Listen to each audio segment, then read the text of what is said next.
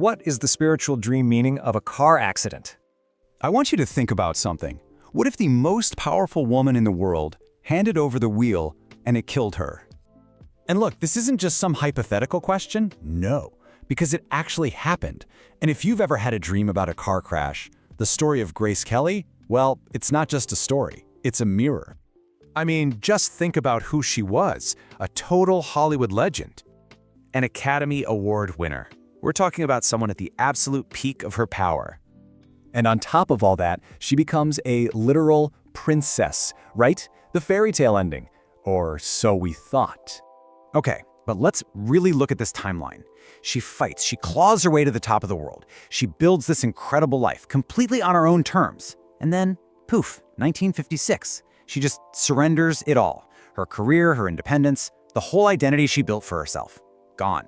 She literally hands the wheel of her own life over to someone else. A prince, a palace, a set of rules. And all of that, it brings us right here, September 13th, 1982. A winding mountain road high above Monaco. So after years and years of not really being in the driver's seat of her own life, she's physically behind the wheel of a car. And that's when it happens. A stroke, a sudden, complete, total loss of control. The car goes off a cliff, and just like that, the fairy tale is shattered, replaced by the brutal, undeniable truth of what happens when you are no longer the one steering your own life. Okay, so what does this tragic story have to do with your dream? Everything. Because this isn't just about Grace Kelly anymore. This is about the urgent warning signal your own mind is trying to send you. Listen to me. A car crash dream is not just some random, weird dream. Your psyche is not being dramatic. It is firing a flare into the sky. It is screaming at you that something is dangerously, urgently wrong. I don't mean maybe wrong or could be wrong down the line. I mean wrong, right now. And the symbolism? It's not complicated. It's actually brutally simple. That car in your dream, it's you. It's your agency, your momentum. It's the actual vehicle carrying you through this one life you get. So when that car crashes, well, the message couldn't be any clearer, could it? All right, so this brings us to a personal reckoning. It's time to get real. I'm going to ask you 3 questions. They're brutal, and you absolutely have to be honest with yourself. Question 1. Who is actually driving your life right now? Be honest. Is it you? Or did you hand the keys to someone else? Your partner? Your boss? Your parents? Your own fear? Who is really at the wheel? Okay, number 2. Where are you going full speed ahead without ever having chosen the destination? Think about it. That career path, that relationship, that city you live in. Are you just hurtling forward on pure autopilot? And finally, question 3. What cliff are you driving towards that you are actively pretending isn't there? You know what I'm talking about. The burnout, the toxic relationship, the inevitable breakdown. Your dream is screaming at you. That edge is so much closer than you think. So, why does this dream seem to hit women so hard, so often? Let me be clear. This is not a coincidence at all. It's a deeply shared experience. Because from the time we're little girls, we are conditioned to let someone else drive, to be the good passenger, to make everyone else comfortable, to accommodate, to say yes, to shrink ourselves into roles that were picked for us, not by us. And if you don't believe me, just look at the data. It's crystal clear. Women report having these car crash dreams way more often than men do. It's because we're trained to just hand over the keys to our own lives. And our subconscious, it's had enough. It's screaming in protest. So you see, when your real self, your soul, gets pushed down and silenced one too many times, your psyche has no choice. It has to stage an accident. This isn't a punishment. Let me repeat that. It is not a punishment. It's an intervention. It's a desperate last-ditch attempt to shake you awake. And that brings us to the end, to the bottom line, the ultimatum that your dream is laying at your feet. This is your final choice. The message isn't subtle. It's not a suggestion you can ignore. It is a command. Wake up. Take the wheel. Because the alternative is to face consequences that are very real and no longer just a dream. You're here because you had the dream, the one that jolts you awake, your heart just pounding in your chest. Let's decode it. Right. Part 2, we're about to break down 12, count them, 12 different car accident dreams. Why? Because each one is a very specific and, very urgent message from deep inside your own head. Your life isn't going to wait around, so it's time to figure out what it's really trying to tell you. Okay, first step, you're in the driver's seat. If you are the one behind the wheel when everything goes sideways, don't get it twisted. This dream is all about the control you feel slipping away. Look, your subconscious isn't being subtle here. If you're the one crashing the car, it means you can already see that breaking point coming right at you. And when the brakes fail, that's you. That's your own inability to stop some kind of destructive pattern. As for driving off a cliff, well, that's the point of no return, isn't it? The dream is practically screaming at you. Are you really gonna go over the edge? Or are you finally gonna have the guts to get out of the car? And this is the lie we all tell ourselves, right? That putting it off, that not making the hard choice is somehow safer. It's not. It's just a slower drive to the exact same cliff. So let's get real. What is it? What's that unstable situation you're just refusing to deal with? And what's the actual cost? I mean, the real day-to-day cost if you just keep going. But what if you're not the one driving? What if you're just standing there, watching the whole disaster happen from the sidelines? Yeah, this is all about giving up control. If someone else is driving, you've handed over the wheel of your life to somebody else, a boss, your partner, maybe even a parent. If you're just watching the crash, your dream is calling you out on your passivity. And seeing a loved one in that crash, it might actually be about them. Or it could be a part of you that's in danger. Your dreams, your passion, the part of you you're just letting get destroyed. Don't fool yourself. Inaction is an action. Standing by, doing nothing, that's its own kind of participation. It's a choice to let the crash happen. So you gotta ask yourself, who's really in charge of your decisions? What is it you're not saying out loud? And really listen, which part of you is screaming from inside that wreckage? Now, let's talk about the moment of impact, the collision itself. This is the truth that you just can't outrun anymore. A head-on collision is probably the clearest message you could ever get. It's two things in your life that are on a direct crash course with each other. Two choices, two people, maybe even two different versions of you.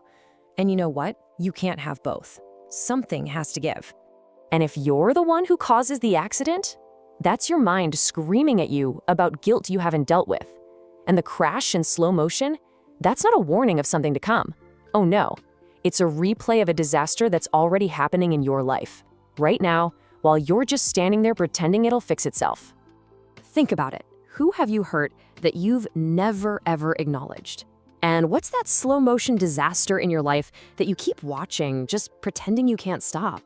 And finally, we get to the aftermath. The smoke starts to clear. This right here is where your subconscious delivers its most important message of all. If you dream that you survive the crash, even if you walk away without a single scratch, this is not a dream about disaster. This is what we call a survival dream. It's your own mind confirming that you are strong enough to survive the exact change that you probably need to start yourself. That ending you're so terrified of, the job you know you need to quit, the relationship you have to leave, your subconscious has already run the numbers. You survive 100% of the time. You make it through. You have to understand this. If that dream keeps coming back night after night, it's because that course correction you know you need to make still hasn't been made. Your soul isn't whispering anymore, it's shouting. It will not stop until you finally do something. So stop asking what the dream means. You already know. The only real question left is this: what are you waiting for? Let's get one thing straight. This is not about what your dream means. We're way past that. This is about what you are going to do about it. And I mean today. Right. Reading the dream, understanding the warning, that's not enough. You have to act on it. It's one thing to know a crash is coming. It's another thing entirely to finally grab the steering wheel and swerve. The time for thinking is over. It's time to act. So I've got 7 ways for you to do that. 7 very real, very concrete things. As I go through them, I want you to listen for the one that hits you right in the gut. You know that feeling, the one that makes you a little uncomfortable? That's your assignment. And your deadline is today. First up, this is for the woman who tells everyone, and especially herself, that she's fine, that she's got it all under control. But you don't, do you? You're not in control, you're just suppressing, and your subconscious is screaming about it. So here's what you're going to do. Tonight, get a piece of paper. At the very top, write this question down. If my life were a car, who is driving it right now? Then list out the big areas of your life: career, relationships, health, money, all of it. And next to each one, you're going to write 2 words: me or not me. Be brutally honest. We're not trying to fix it all tonight. The only goal is to finally look at the truth without blinking. And let's be crystal clear about something. Your dream gave you this assignment. This isn't some fluffy self-help exercise. This is a direct order from the deepest part of you. So do not ignore it. Okay, number 2. This is for the woman who keeps the peace at any cost. The one who swallows her own words just to keep things smooth, even though it's costing her everything. You know exactly what conversation you need to have. The one you've been terrified to start.